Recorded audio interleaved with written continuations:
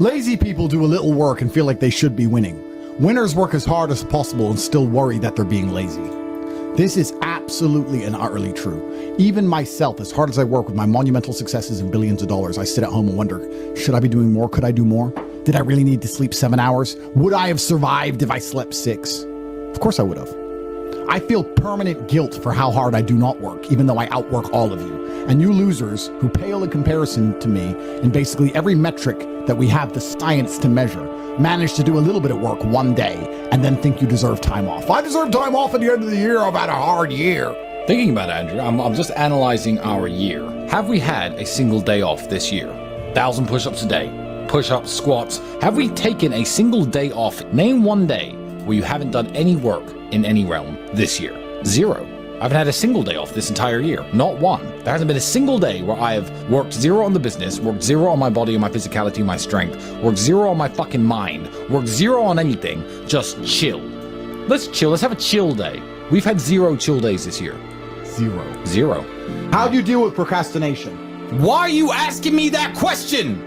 Why are you on this podcast asking me how to stop procrastinating? Turn off YouTube. Go do something. What's wrong with people? This is exactly what you were talking about asking a question where you already know the answer to. You know the answer is to stop doing things that waste your time and apply yourself to something important. Now, this may not be a waste of your time, but let me tell you, you're a dumbass, clearly. It's like Googling how to get fit, like you just said. Everyone knows what a push-up is. Do 10,000 of them a day. Stop wasting your time. You know, I've never had to deal with procrastination. I've never had to deal with not being motivated because what is the alternative?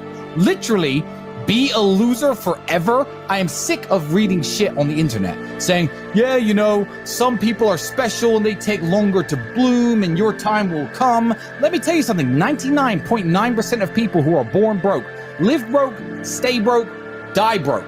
That is the reality for almost everybody. You already know the answer. You don't need me to tell you. I can't stop myself working as a person who doesn't need money. And then there's people with no money who don't work. It blows my mind, which is why the winners are winners and the losers are losers. And it's almost like you can't save these people.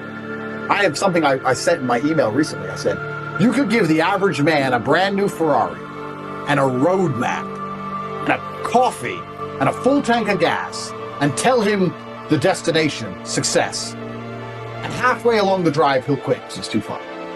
No matter how well you set it up for people, they'll quit. And people will sit there and go,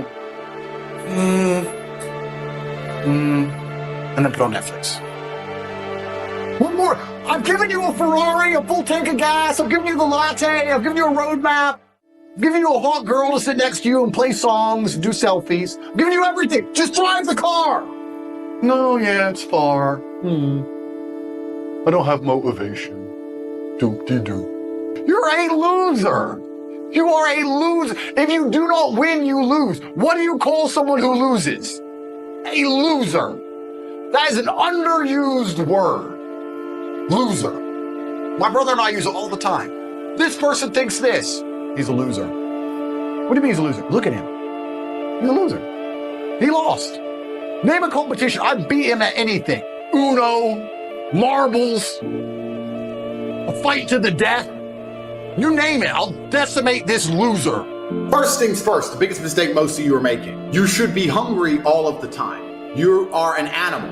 Do not forget that you exist in 2 realms simultaneously as an individual. You exist with your evolutionary biological makeup as an animal and also the societal version which has been constructed. They're different things. But as an animal, your body is designed to perform at best while you are hungry because you're supposed to be hunting for food. If you're full of food, you're going to be lazy and lethargic. You should always be a little bit hungry. Even after I directly finish a meal, I'm a little bit hungry because I don't eat enough to make me full. So the first thing is always stay a little bit hungry. Second thing is coffee. Caffeine is a miracle drug. I am heavily caffeinated at all times, 15 to 20 coffees a day. I've also done a lot of research into coffee, a lot of research and understanding. I've also tried to quit coffee to see if there's actually any genuine benefit or improvement to my life. There is nothing wrong with coffee. It can never hurt you. Coffee, a bunch of it. Less food, more coffee. I do not take protein powders. I do not take creatine. I do not take steroids. I do not take TRT. Nothing. Lots of coffee, lots of meat. When I do eat, I eat once a day. If you stay a little bit hungry, eat a meat-heavy diet, lots of coffee, you will begin to work faster. Absolutely guarantee it. Do those things. Do those exact things. Stay hungry, drink coffee. Tell us the truth if you genuinely feel better, because I guarantee you do. Guarantee. It's actually an amazing point because you and I, not many people know this about us, we have a problem with napping. Yeah. We're anti-nap. That's the one thing we'll bully each other for. If anyone catches the other one having a nap, they get bullied. Bullied. I'm tired like a baby, and no one had my nap because I'm tired like a baby, and babies are tired, and my eyes are tired. I would have been like a baby. This is the thing. Naps are so important because people are always napping. And they're like, sleep's really important for your cognitive and your muscles. If that's so true, how come you sleep more than me? I sleep 4 hours a day. I'm built like a tank. I beat the shit out of you, and I'm smarter than all of you, and I'm richer than all of you. Why are you sleeping so much if it hasn't helped you at all? Yeah. Clearly you're just lazy. And you think, oh, just have a nap. How do you even sleep? I can't even sleep. I've got too many things in my mind, too many problems to solve. You're sitting there sleeping away like a loser. And you should bully all your friends for napping. Because you know who takes naps? Babies. Babies love naps. So next time you see your friend napping, say, oh, you know, I know someone else who takes a nap. It's a baby. It's 1 year old. I know this 1-year-old who loves naps. Oh, did you have a nice nap? And when I say try your best, because we're not robots, that means also do your best at relaxing and resting. If you're gonna work. If you're gonna chill, then chill. You don't wanna be a dim light that's half on. You wanna do one or the other. Now, I find chilling and relaxing, I guess this is my personality, it makes it easy, extremely stressful. Then there's nothing more stressful for me than trying to not do my work. Because if I'm not doing my work, then I'm thinking about the work I'm supposed to do, and I'm more stressed than doing the work. So everyone goes, Andrew, you need to just chill. I'm like, that sounds terrible. That sounds like the most stressful situation to be in. So all I want to do is work. But if you're gonna do something, you should be doing your absolute best at it. What's the point in doing anything if you're not gonna do your best at it? And it's amazing how things can translate. If you do your best in one thing, it's not only the fact that the way you do one thing is the way you do everything, but if you do your best in one thing, it can radiate out across your entire life. That's the greatest thing about being a man. As a man, when you upgrade your life and you become a better man, by extension, you automatically improve the lives of all of your friends, of your woman, of your children, of your community, of your country. We radiate. It's amazing. But putting in that extra effort pays off, dividends. And you can look at it spiritually, you can be philosophical about it and say that God rewards people who try hard. That's how I like to see it. God is literally looking at all of us, no matter which God you believe in, and he's saying, all these people I've created, who's thankful? Because any one of us could have lost our eyesight to bacteria at age 2. Any one of us. We didn't. So saying, who's thankful enough for what they have that they're trying their absolute best with it all of the time? If you do that, he's like, I like this guy. I like him. He's cool. Give him blessings. Give him something. It's amazing what comes your way.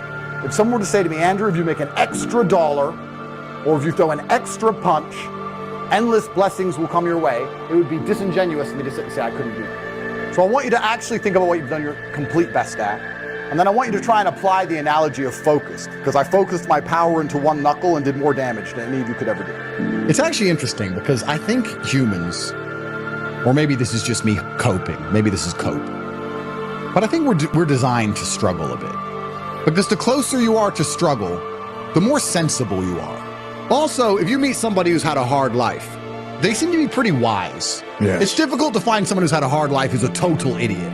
When you speak to these morons, they've had very easy, soft lives. So I think humans are supposed to struggle a bit. I know it's overused, but hard times create good men create good times, and the good times create a bunch of weaklings, and they mess everything up. These people have had too easy lives for too long, and none of them know any struggle at all. I mean, I don't know about you. I can almost crash my car 10 times. And I only slow down when I hit the tree. This is how I am. Like, I think that inside of the human psyche, sometimes you need to be shocked. You need to be hammered with something. That's just how it goes. Because until then, you're like, maybe I'll keep it in mind. But there's a lot of these people out there who aren't being taught any lessons at all because they have never had any kind of difficulty in their life. And what is life without difficulty in the first place? But I think life is actually pretty simple. There's action and reaction. There's cause and effect. There's brave people and there's cowards.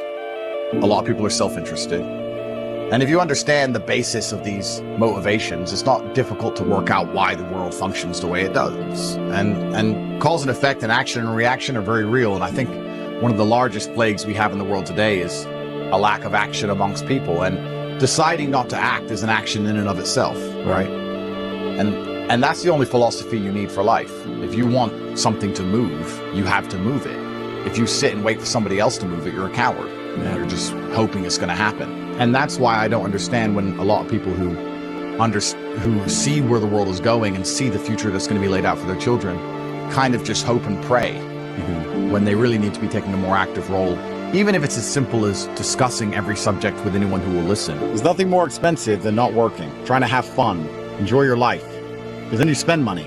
But if you work, it's free. In fact, you get paid. It's even better. I probably spend 90% of my waking hours working, and then I'll go out and race a car around, because it's the only thing I enjoy to do. I'll train, I'll beat anyone up who's ready to fight, and then I'll go back to work. All I do is work. Endless. Never ends. There's always something to be done. Isn't there?